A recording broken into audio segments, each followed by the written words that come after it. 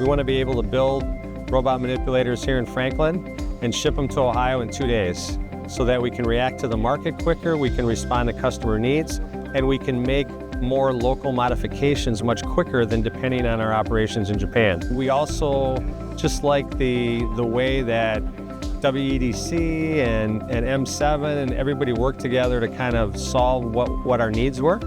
And not that Illinois wasn't trying to do that, but kind of different level of support and capability.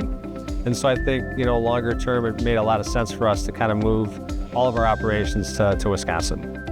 Yaskawa is the perfect example of a company that finds its home in Wisconsin. It makes things for other things. It makes really precision robotics, and it makes parts for semiconductor manufacturing, for solar arrays, a very wide range of products. They are an old company, 110 years old.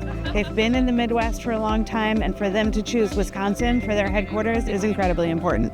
Well, having a company here that is looking at the frontier of AI and robotics is the next step of manufacturing for Wisconsin. We talk about advanced manufacturing, but this is really the future. This is so exciting because they'll be not only building these projects here, but working with all of their peer companies, with the supply chain, and everyone will have a chance to benefit from the innovation that Yaskawa is bringing to Wisconsin.